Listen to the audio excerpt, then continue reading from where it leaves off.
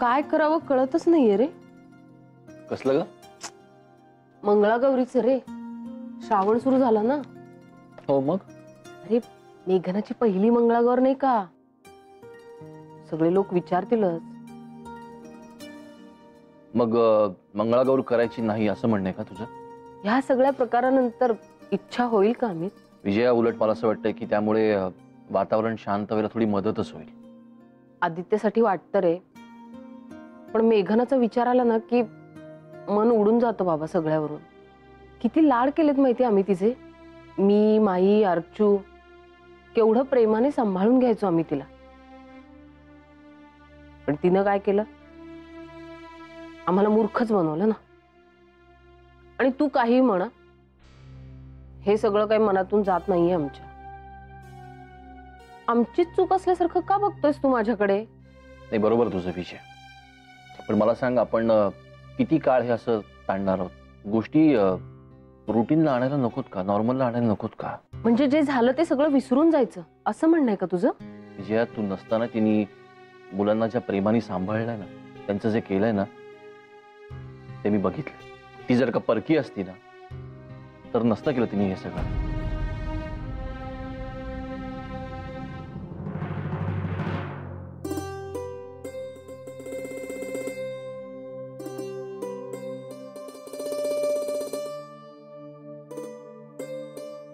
मी बोलू का काही? अशी परवानगी केव्हापासून लागायला लागली तुम्हाला? सध्या रागावलेली आहेस ना. मी बोललेलं नाही पटलं तर अंगावर येशील. हा राग नेहमीसारखा नाही, तुम्हालाही ठाऊक आहे. तेव्हा ह्याचे विनोद करू नका. नाही आहे ना नेहमीसारखा राग. जरा फुंकर घातली की निघून जाणारा. म्हणूनच तो घालवण्यासाठी विशेष प्रयत्न करावे लागणार आहेत आणि ते तुलाच करावे लागणार आहेत. कारण हा राग असतो ना संजीवनी, हा जोवर नवीन असतो ना तोवरच त्याला हाकलून देता येतं. तर जुना झाला ना की मग घट्ट रुतून बसतो मनात जन्मभर. तसं होऊ देऊ नकोस, कारण त्याचा सगळ्यात जास्त त्रास तुलाच होतोय आणि मग सगळ्यांना. पण हा राग चुकीचा नाहीये ना हो. दोघं चुकीचेच वागलेत. तुम्हालाही राग आलाच होता ना, पण तुम्ही आहात मोठे साधू पुरुष. तुम्हाला जमला असेल कंट्रोल बेंट्रोल. मला नाही बाई जमत. बघ संजीवनी, राग कंट्रोल करायला साधू बिधू असण्याची काही गरज नसते. फक्त घडलेल्या घटनेकडे जरा वेगळ्या दृष्टिकोनातून बघण्याची गरज असते. मी तुला एक सोपं उदाहरण देतो. जेवणाऱ्या माणसाने जेवणाच्या ताटाकडे कधीतरी एकदा स्वयंपाक करण्याच्या दृष्टिकोनातून बघावं. म्हणजे मग त्या स्वयंपाक करण्यामागचे कष्ट आणि एखादा पदार्थ झकास झाल्यावर तो जेवणाऱ्याला वाढण्यावर मिळणारा आनंद, या दोन्ही गोष्टींचा अर्थ आणि मोल त्याला कळतं. तसंच एकदा या सगळ्या घटनेकडे आदित्यच्या दृष्टिकोनातून बघ ना संजीवनी. रागाच्या ऐवजी अभिमान वाटेल तुला त्याचा. आणि अगं, माई माई करत धावत येऊन प्रत्येक गोष्ट तुला सांगणारा बबड्या आदित्य नाही राहिला ना तो आता.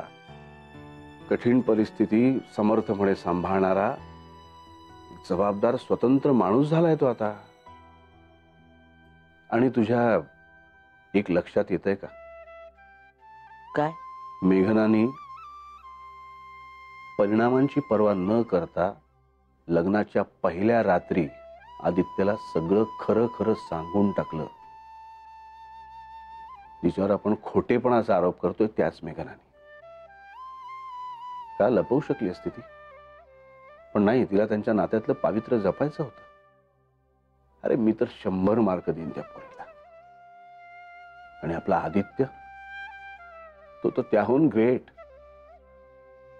नाही, अशा वेळी एखाद्याचा तोल गेला असता. पण नाही, त्यालाही त्याच्या नात्यातलं खरेपण हवं होतं ना. एक अतिशय कठीण पण योग्य निर्णय घेतला त्यानं. त्यानं तिला निवडीचं स्वातंत्र्य दिलं आणि त्यासाठी लागणारा पुरेसा वेळही दिला आणि शेवटी तिचं मन जिंकून घेतलं. केवढा मोठा आनंद आहे हा संजीवनी. आणि तिचं मन जिंकणं ही त्याची एकट्याची लढाई होती आणि त्याने ती जिंकली. कौतुक नाही वाटत तुला? तू म्हणतेस तसं तेव्हाच जर त्यांनी सगळं आपल्याला सांगून टाकलं असतं तर विचार कर काय झालं असतं.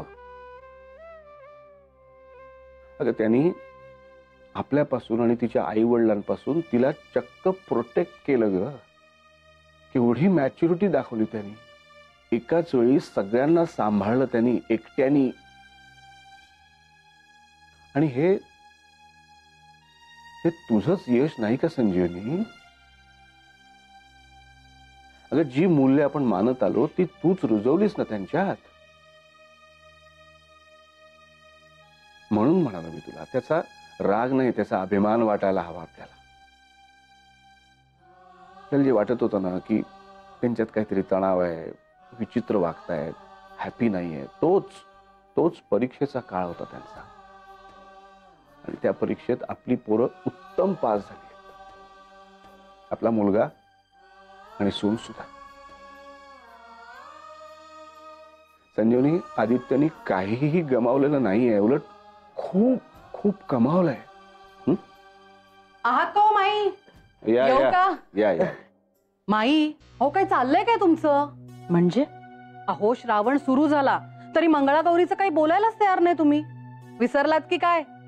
माई, सगळ्या गोष्टीचं अगदी परफेक्ट प्लॅनिंग असतं तुमचं आणि मंगळागौरीचं काही बोलायलाच तयार नाही तुम्ही. मी म्हटलं योगिनीला, काय झालंय तरी काय माईंना? माई, मंगळागौर करायची ना दणक्यात? मी तर आपल्या नाक्यावरच्या फुलवाल्याला पण सांगून ठेवलंय, बाबा रे मंगळवार कोणता ना ते नंतर सांगते, पण देसायांची फुलांची ऑर्डर येणार, तयार राहा. बेल कोण वाजवतंय? दार तर आपलं उघडच असतं. अहो आमचे हे असतील, हा. मला बघायला आले असतील. बरं माई, रात्री आपण चर्चा करूया मंगळागौरीबद्दल. हा हो. येते. या.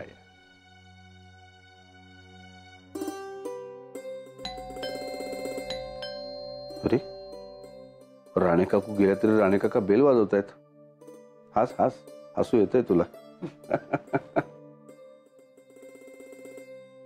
अरे सुरेशराव तुम्ही? मला वाटलं राणे काका. हो सुरेशराव. सुरेशराव काय करताय तुम्ही? माफ करा नानासाहेब, आमचं चुकलं, माफ करा. अहो काय कसली माफी? माईसाहेब माफ करा. माई सुरेशराव चुकलं आमचं. अहो काय करताय तुम्ही? माफी कशाला मागताय तुम्ही? नाही तुम्ही माफ केलं असं म्हटल्याशिवाय मी मान वर नाही करणार. माईसाहेब नानासाहेब माफ करा. बघा सुरेशराव, मान खाली घालण्यासारखं काही झालेलं नाही. तुम्ही उठा आधी. उठा प्लीज उठा. बसा इथे. बसा बरं शांत. बसा इथे. बसा. एवढं मोठं मन आहे हो तुमचं. एवढं सगळं होऊन सुद्धा म्हणता तुम्ही काही झालं नाही. पण नाही नानासाहेब, मी नाक घासत राहतो हो तुमच्या समोर. मी नाक घासत राहतो, पण आमच्या मेघनानं घराबाहेर नका हो काढू. सुरेशराव काय बोलताय तुम्ही? हे कोणी सांगितलं तुम्हाला हे? माईसाहेब तुम्ही खूप मोठे आहात. मन खूप मोठं आहे हो तुमचं. आम्ही लहान आहोत, आमच्या चुका पदरात घ्या हो माईसाहेब. मेघनानं दूर नका हो लोटू. आजपर्यंत तुमच्या बाबतीत आम्ही हेच करत आलोय ना. पण तुम्ही खूप मोठे आहात, लहान नाही. पण तुमच्या मोठ्या मोठ्या चुका पदरात घालणे इतका आमचा आवाका नाहीये हो. संजीवनी, इतका खोटेपणा, इतकी गंभीर गोष्ट माझ्या पोटात नाही राहू शकणार. तरी मेघनानं सांगत होतो ही गोष्ट घरी सांगू नका, तरीही त्यांनी. अरे वा, हेच शिकवत होतात का तुम्ही तुमच्या मुलीला? हो नाही म्हणजे मला असं. काय साध्य केलं होतं तुम्ही असं करून? तुम्हाला चांगलं ठाऊक होतं की तुमच्या मुलीचं दुसऱ्या कुठल्या तरी मुलावर प्रेम होतं म्हणून, आणि असं असताना लग्न मात्र आमच्या मुलाशी लावून दिलं. का केलं तसं तुम्ही? म्हणजे तुमच्या मुलीचं मन मात्र त्या मुलात गुंतलेलं राहणार आणि बायको म्हणून मात्र माझ्या मुलाची होणार. माझ्या मुलाच्या आयुष्याचा खेळखंडोबा करण्याचा तुम्हाला काय अधिकार होता? तुमची मुलगी दुःखी राहिली आणि माझ्या मुलाच्या वाट्याला मात्र सुख नाही आलं, आणि त्याचा काहीही दोष नसताना. एक दोष आहे त्यांचा माईसाहेब. दोष? हो, एक दोष आहे त्यांचा. ते खूप चांगले आहेत हो, खूप चांगले आहेत हो जावई बापू. नानासाहेब, माईसाहेब, मला स्पष्ट दिसत होतं मेघना त्या झोळीवाल्या बरोबर नाही हो. तर जावई बापूंबरोबर सुखात राहणार. आणि अशा वेळी एका बापाने आपल्या मुलीच्या सुखाचाच विचार केला हो. मी असंच केलं हो. सुरेशराव, मला प्रामाणिकपणे सांगा, मेघनाचं ज्या मुलावर प्रेम होतं त्याच्याबरोबर नक्कीच ती सुखी झाली असती ना? नाही हो नानासाहेब, नाही. अहो हे प्रेम प्रेम 4 दिवसापुरतं असतं हो माईसाहेब. काही खरं नसतं ते.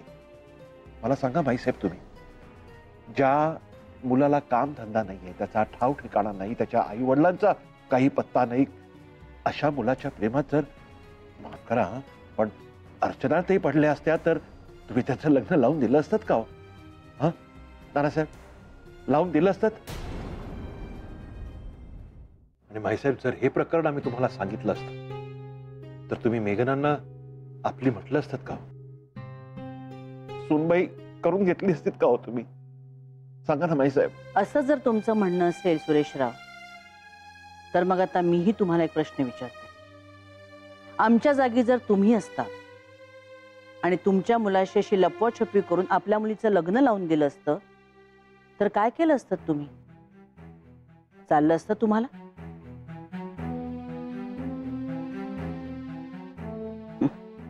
नसतं चाललं.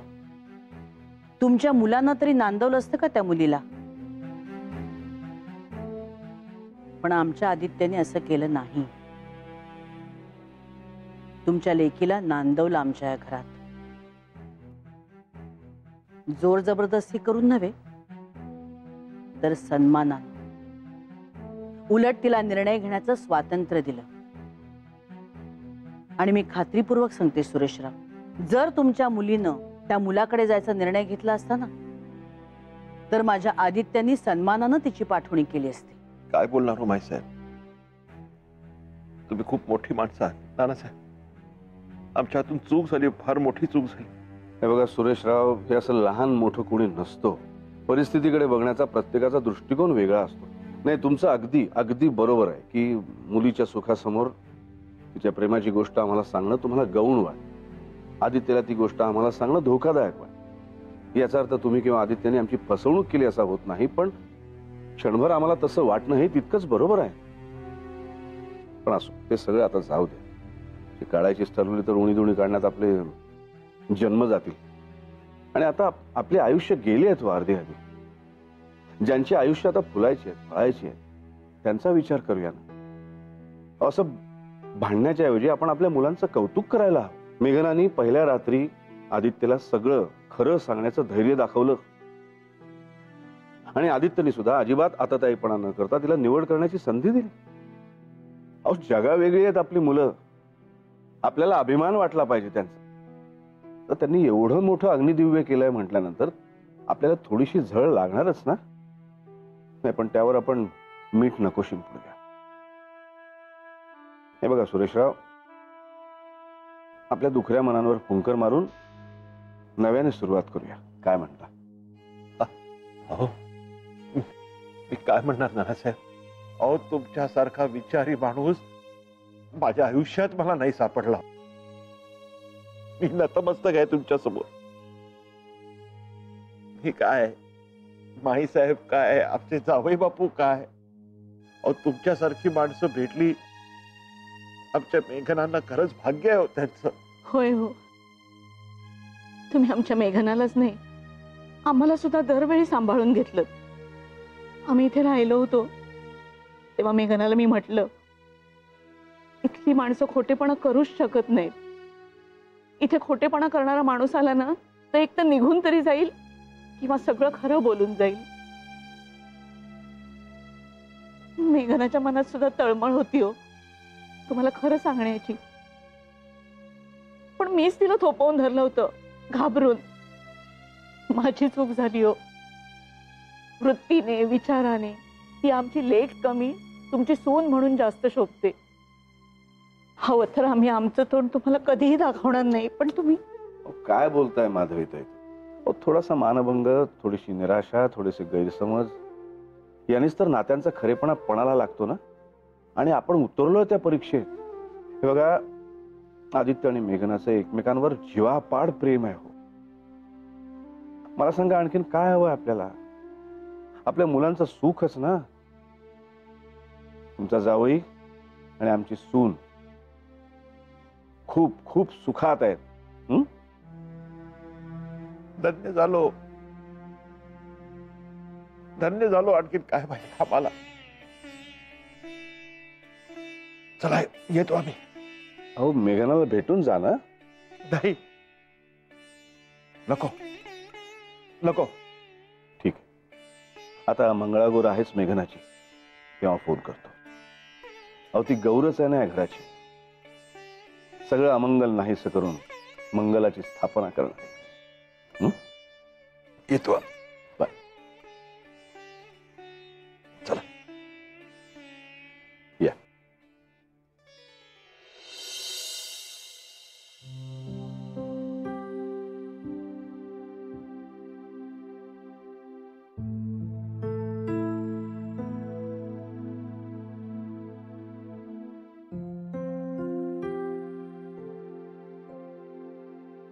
काय ग,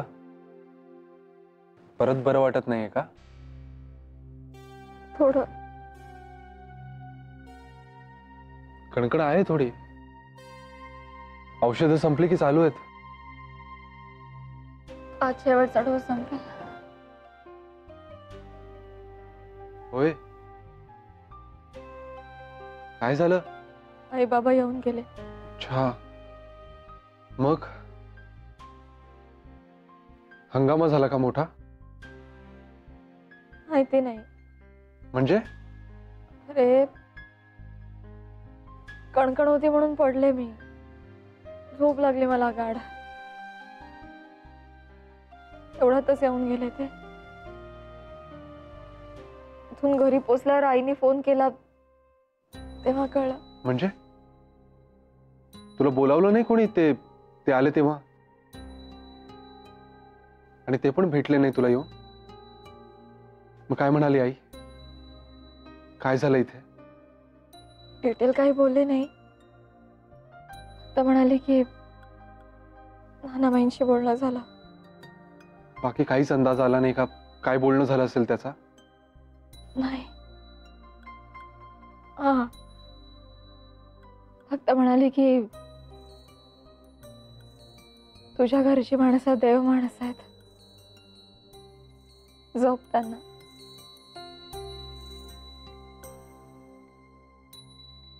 आम्हा दोघींनाही रडू येत होतं रे.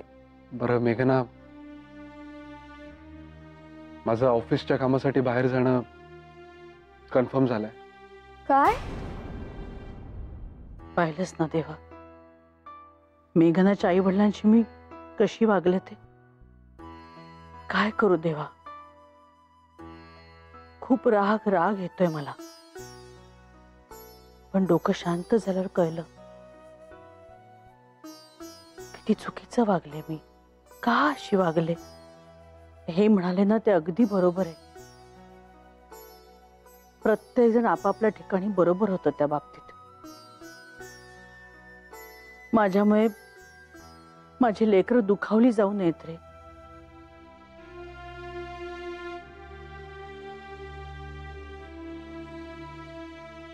माई, राणे काकू भलत्याच उत्साहात होत्या ग. सगळ्या जुन्या गाण्यांची तयारी करायला बोलवलं होतं आम्हाला. म्हणे मेघनाची मंगळागौरीची तयारी करायची. हो, आता काय सांगणार आम्ही त्यांना?